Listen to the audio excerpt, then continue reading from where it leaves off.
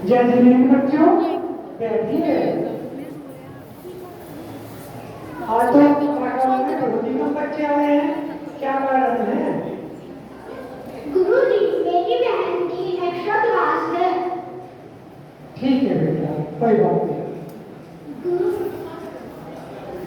गुरुजी, मेरा एक प्रश्न है। पूछो बेटा। गुरुजी, अंडा जीव होता है या अजीब?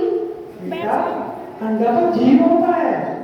परंतु गुरुजी, ऐसा कैसे हो सकता है? ना वो चलता है, ना वो फिरता है, फिर वो जीव कैसे हो सकता है? ठीक है बेटा, बैठिए, मैं बताता हूँ तुमको।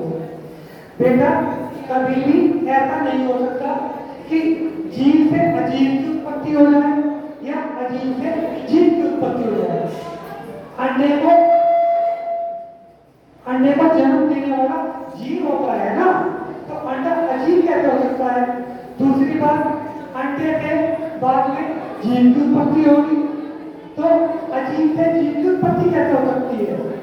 बेटा, आचार्य भगवान उमर स्वामी ने तत्वासूत्र में बताया है, जरायुज अंडक पोतानाम गर्भम, अर्थात गर्भ जन्म, अर्थात माता के उदर से जन्म लेने वाले 3 ढंग हैं।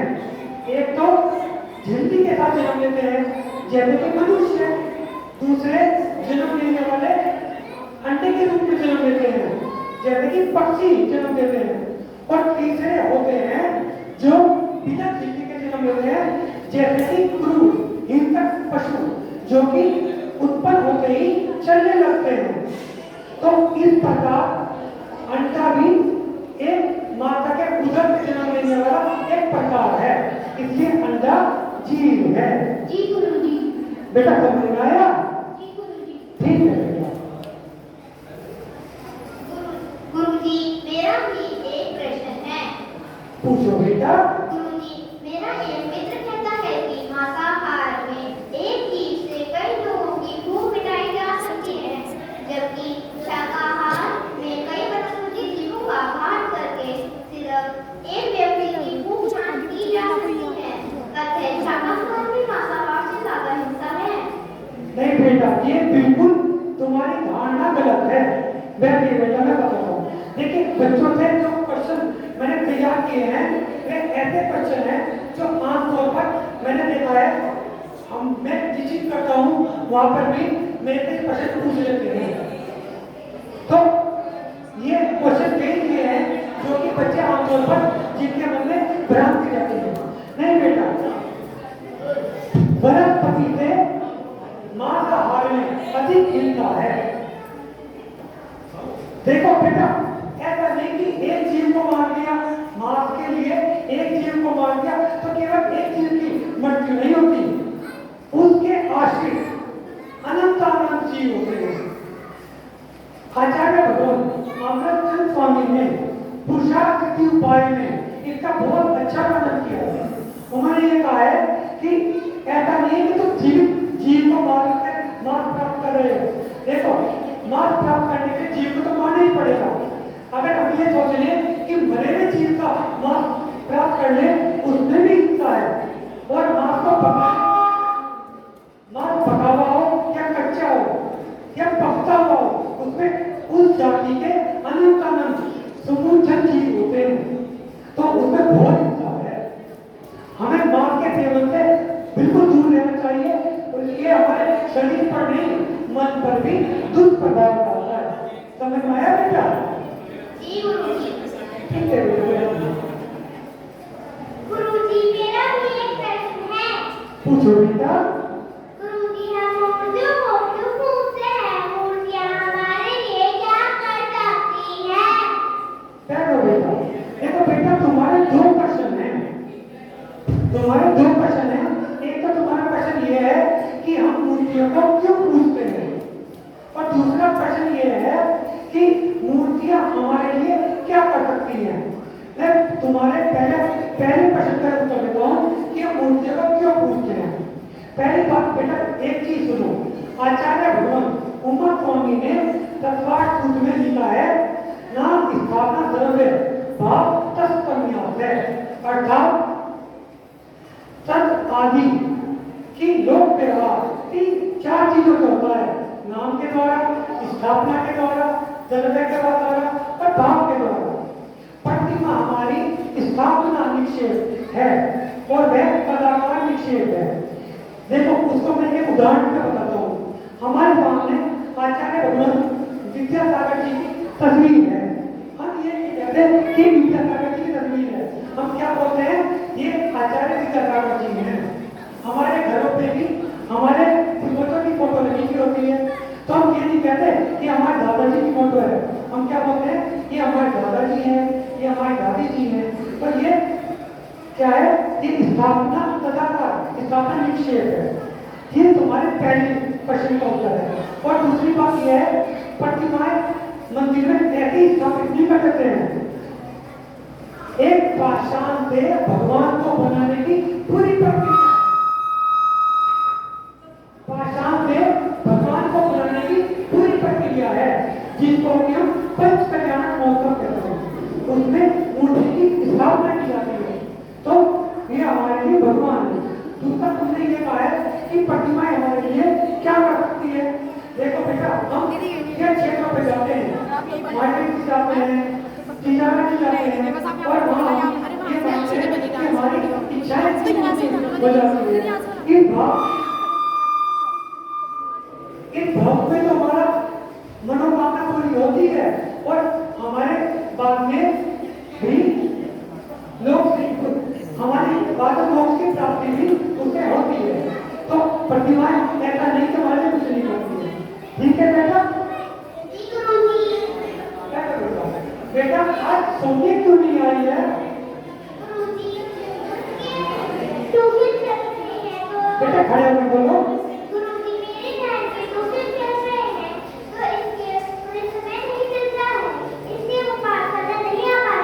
ठीक है बेटा, आज मैं तुम्हारे घर में चलता हूँ और बेटा आज की हम पाठा यही समाप्त करते हैं, है ना? जय हिंद बच्चों। बेटा तुम मेरे साथ चलना। और इस प्रकार गुरुजी सौम्या के घर जाते हैं। सौम्या के घर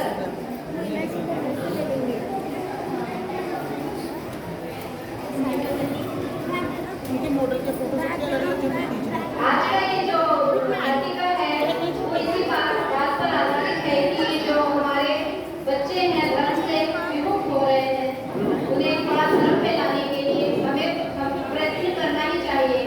इसके दुष्परिणाम क्या हो सकते हैं, इस नाटक के द्वारा आपके सामने प्रस्तुत करने की कोशिश की जा रही है। थोड़ा सा आगे कर लो जी, दिखने ना पीछे। सौम्या के घर जाते हैं।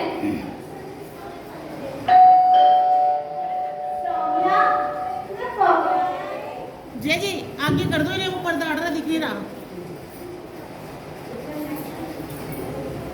बेटे बीच में वो करो, बीच में वो आगे। जय जिनेन्द्र बेटा। जय जिनेन्द्र जी बेटा, तुम्हारी पढ़ाई कैसी चल रही है? गुरुजी सब ठीक चल रही है। बेटा तुम आज तक पाठशाला क्यों नहीं आते हो? गुरुजी मैं तो इसको कहती हूँ पाठशाला जाने के लिए, परंतु इसको समय ही नहीं मिलता। गुरुजी अब मैं बड़ी कक्षा में आ गई हूँ, पहले स्कूल फिर ट्यूशन फिर उन दोनों का होमवर्क पूरा करना, इसलिए मुझे समय नहीं मिल पाता, इसलिए मैं पाठशाला नहीं पाती हूँ। बेटा हमें मंदिर प्रतिदिन जरूर जाना चाहिए, जब कभी तुम्हें अवसर मिले तो अवश्य आना। जी गुरुजी। ठीक है, जय जिनेन्द्र जी। अच्छा मुझे ट्यूशन जाना है, मैं ट्यूशन जा रही हूँ। ठीक है बेटा।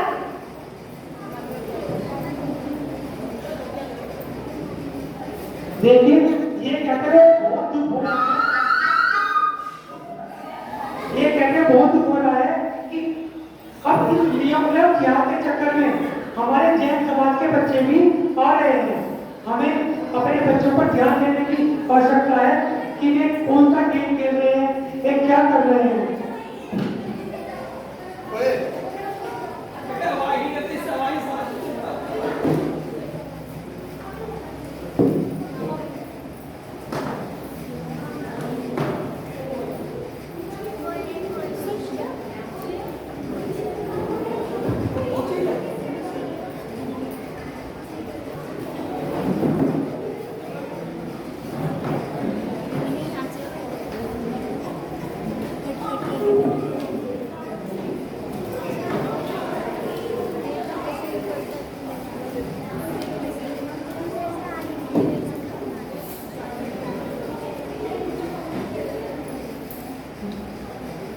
मैं ये आपसे एक बात कहना चाह रहा था, लव जिहाद के चपेट में हमारे जैन समाज के बच्चे भी आ रहे हैं।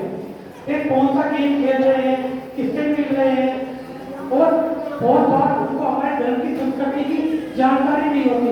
मेरी आप लोगों से हाथ जोड़कर अनुरोध है, हमारे बच्चों को मंदिर से, अपनी संस्कृति से अवश्य जोड़िए और उनके व्यवहार को जांच करने की भी आवश्यकता है कि उनके व्यवहार में क्या चेंज होगा। बच्चे ट्यूशन जा रहे हैं, मैडम ट्यूशन में बच्चों को पढ़ाने के लिए आ रहे हैं।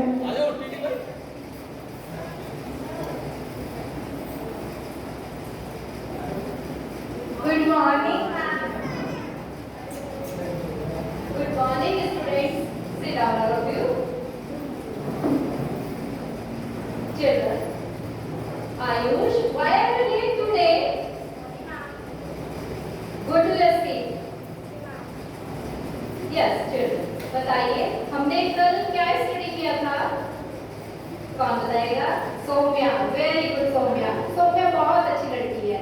बताइए क्या पढ़ा था आपने कल? Element and use for stop motion. Very good. तो आज कुछ क्वेश्चंस पुट अप कर लो उसमें से, है ना? Are you ready? आवाज तो आ नहीं रही बच्चों की। Yes ma'am, yes ma'am, okay. तो फर्स्ट क्वेश्चन फॉर यू, सिर्फ आप हैंड रेज करेंगे, है ना? आंसर मैं पूछूंगी वही बताएगा। तो पहला क्वेश्चन है, what is the symbol of sodium? Yes, उत्तर बताएगा। N. Very good. Sit down. Second question, what is the molecular formula of water? Who will tell? Oh, Rishabh. H2. Very good. यानी कि प्रिपरेशन चल रही है। Very nice. Third question and last questions I will ask. What is the Newton's first law of motion? Who will tell? Very good. उत्सव और सौम्या तो है ही क्लास के इंटेलिजेंट बच्चे। Very good. सौम्या बताइए answer. The body at rest will remain at rest and the body motion will remain in uniform motion until an external unbalanced force is applied. Very good. Very good.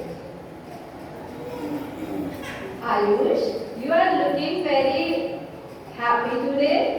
What's the reason? Something different? Yes, ma'am. It's my birthday. Your birthday, very good. Happy birthday to you, beta. God bless you. Happy birthday, Ayush. Thank you, guys. बैठो आयुष। तो आज हम अपनी class यहीं and करते हैं और कल हम एक नया टॉपिक स्टार्ट करेंगे, उसके लिए रेडी रहना और ऐसे ही अपनी स्टडी को आगे के फिट आप। Okay, thank you. इधर खड़ी से निकाल इसमें। See you tomorrow.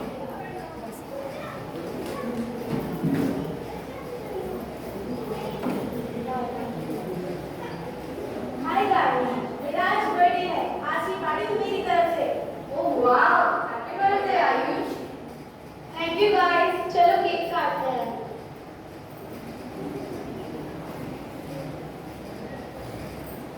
Happy birthday to you. Happy birthday to you. Happy birthday. Thank you guys. Thank you guys.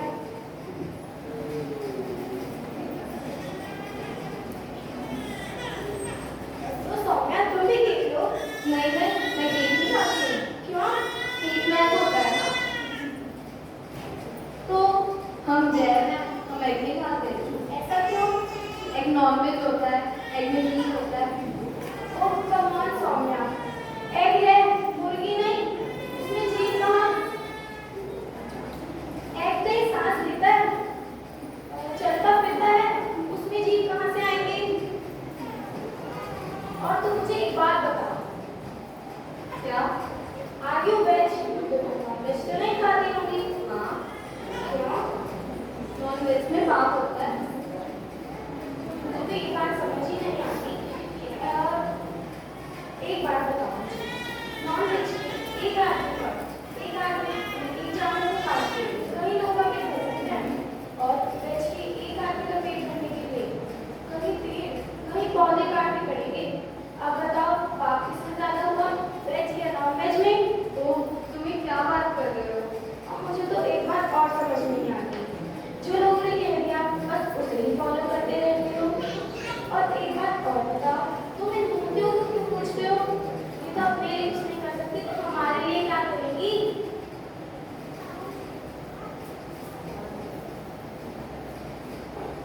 Happy birthday. Thank you guys. Happy birthday Ayush. Thank you.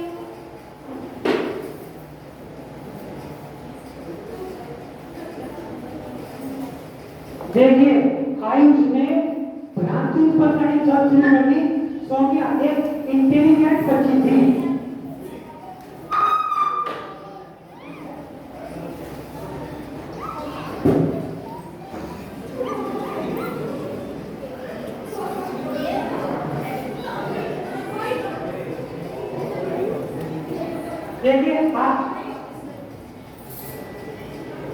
देखिए आज हमारे बीच में एक नदी तरफ के विद्वान हमारे टीवी भाई पधारे हैं। मैं उनका हार्दिक स्वागत और अभिनंदन करता हूँ और मैं मुकेश जी से धन्यवाद करता हूँ। कृपया टीवी भाई का स्वागत करें। मैं टीवी भाई कृपया हमें अपर सम्मान करने का मौका दें। ये दिन रात समाज सेवा में लगे रहते हैं।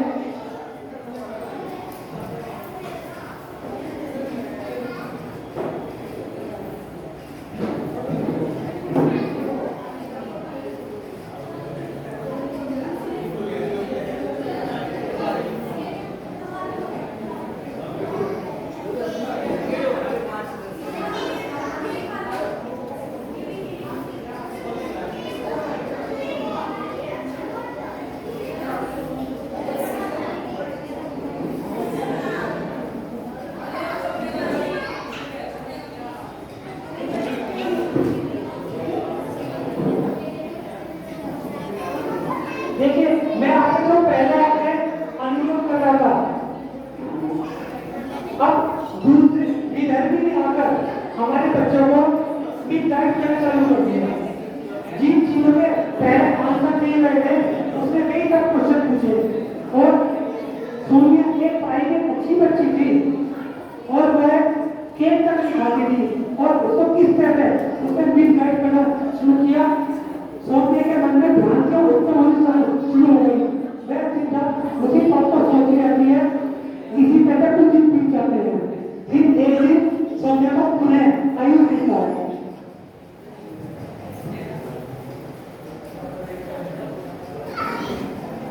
सोनिया तुम कहाँ जा रही हो? क्लास सोच रही हो? कुछ नहीं, बस उस दिन वाली बात ही सोच रही थी। समझ आया? नहीं, कुछ समझ नहीं आ रहा है। मैं तुम्हें कुछ किताबें दिखाई और एक ड्रेस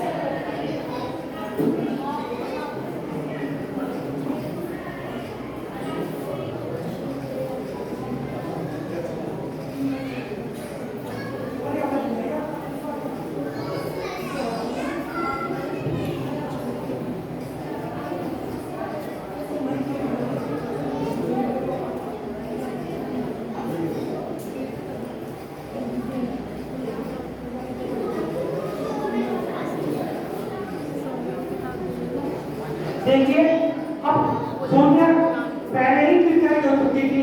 वह आयुष से दोबारा मिली तो आयुष ने उसको वीडियो और कुछ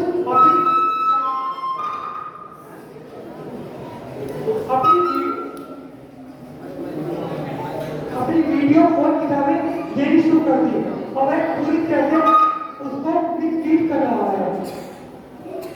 सोनिया अपने घर में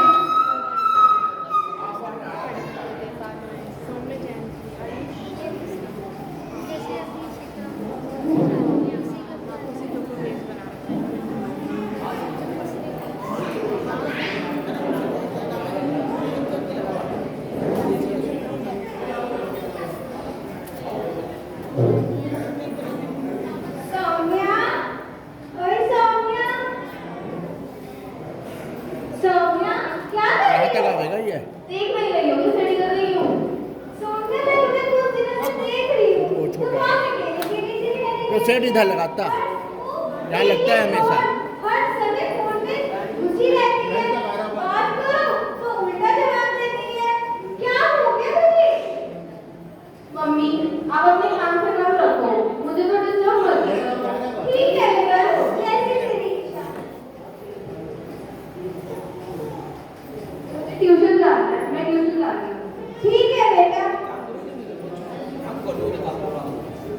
कि सोनिया के व्यवहार में अंतर आने लगा। जब से उसने आयुष की पुस्तक पढ़ी और वीडियो देखी, उसके व्यवहार में अंतर आने लगा। वह अपनी प्राथमिकताएं छोड़कर वीडियो देखने में लगी रहती है। फिर एक दिन वह उन्हें आयुष से मिलती है। सोनिया का घर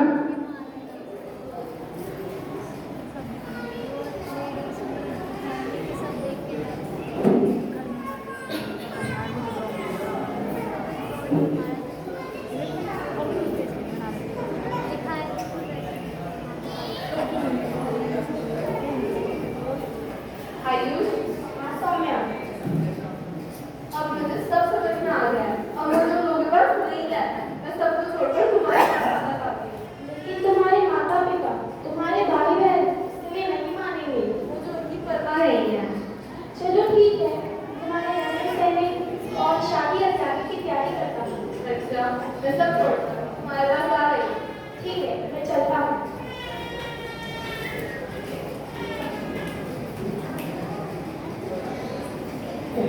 आयुष ने पूरी तरह उसे लीन कर दिया और वह सोनिया अपना घर छोड़ने के लिए तैयार हो जाती है।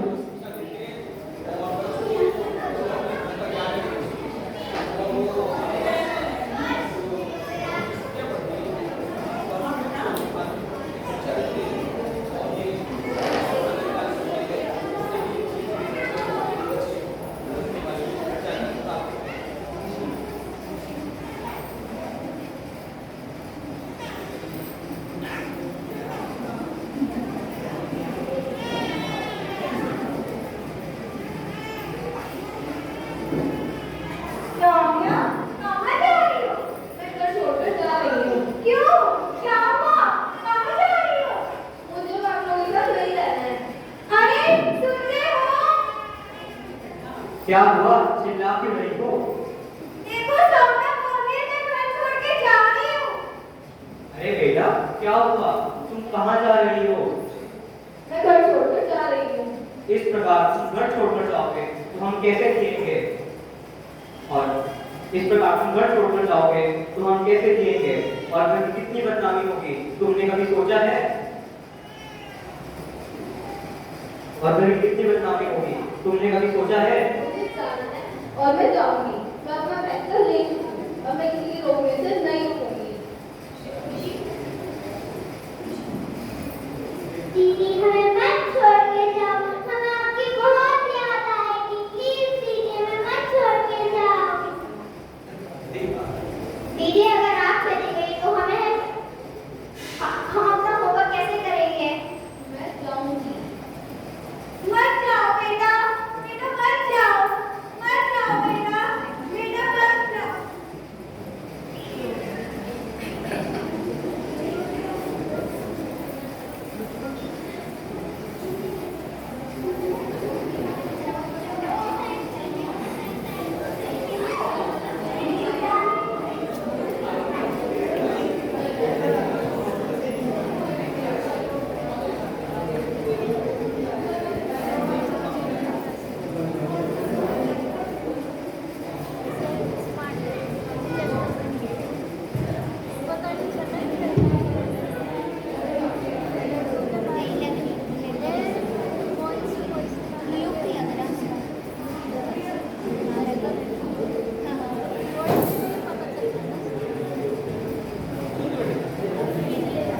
देखिए हमारे बच्चे हमारी अमूल्य संपत्ति है।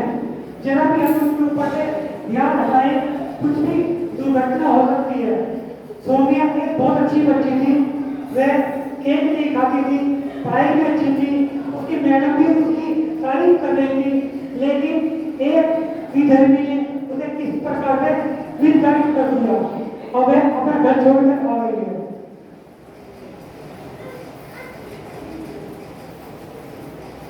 सौम्या, जो मैंने बताया था वो तुम लाई हो?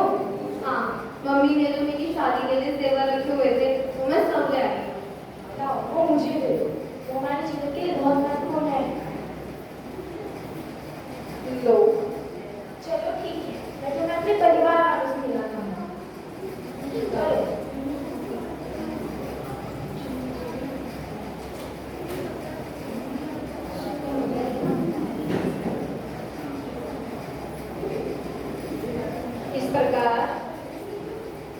सौम्या को लेकर आयुष अपने घर लेकर जाता है।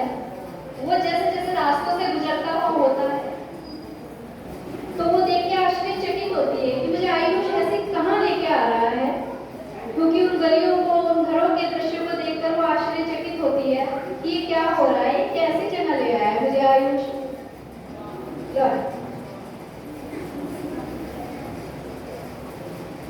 आयुष, ये तो मुझे कहाँ ले आए हो? ये तुम्हारा ही घर है? हाँ, ये मेरा ही घर है और मेरा असली नाम आयुष नहीं साहिल है। लेकिन मैं तो तुमने अपना नाम सबको आयुष था और हम भी तुम्हें आयुष नाम से जानते हैं। लेकिन मेरा असली नाम साहिल भी है। चलो, अब मैं तुम्हें अपने परिवार वालों से मिलवाता हूँ। अम्मी, अब्बू, बाजी, देखो मैं किसको लाया हूँ। ये सौम्या है। क्या हुआ साहिल, चिल्ला क्यों रहे हो? क्या बात है साहिल, कौन है ये? ये सौम्या है अम्मी। सौम्या, ये मेरी अम्मी, ये मेरी बाजी और ये मेरे अब्बू हैं। सौम्या, यहाँ आओ। बहुत प्यारी बच्ची हो तुम, यहाँ आओ। और बताओ, तुम्हारे घर में कौन कौन है? और बताओ।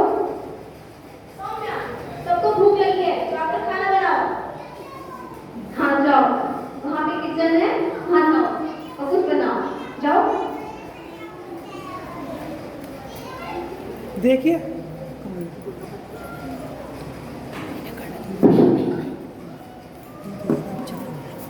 ये खून, ये मांसाहार, नहीं नहीं कर सकती, नहीं नहीं नहीं। तुम्हें यही करना होगा और यही रहना होगा। नहीं, मैं ये नहीं करूँगी। मैं अपने प्राण दे दूँगी, परंतु मैं ये सब नहीं करूँगी। तुम्हें यही करना होगा। तुम अपने परिवार वालों को छोड़कर आई हो और तुम वहाँ वापस नहीं जा सकती। तुम्हें यही रहना होगा और यही करना होगा। हे वीर प्रभु, मैं कहाँ आ गई हूँ? मैं ये नहीं करूँगी, नहीं करूँगी। लो, ये वाली मुराद भी तुम्हारी पूरी कर देता हूँ।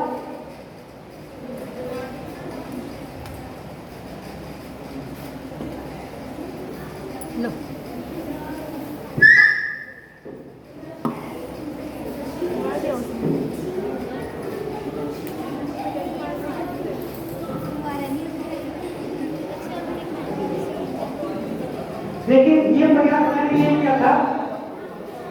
यहाँ पे ये दिखाना प्रयास था कि कुछ विधर्मी लोग अपने नाम मानते हैं, लंबे लंबे टीके लगाते हैं, लंबे लंबे टीके लगाते हैं, रुद्राक्ष की माला पहनते हैं और अपने नाम भी हिंदुओं वाले, जैनियों वाले करते हैं और इस तरह हमारे बच्चों को विस्तार देते हैं।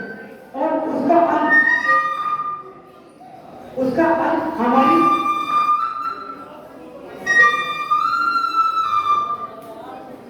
अंत हमारी बेटियों की हत्या से ही होता है।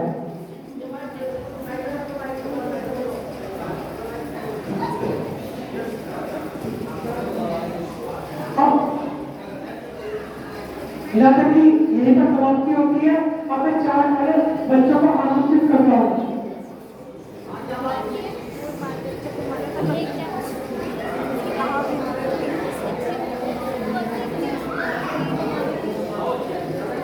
देखिए, पहले नंबर पर विहर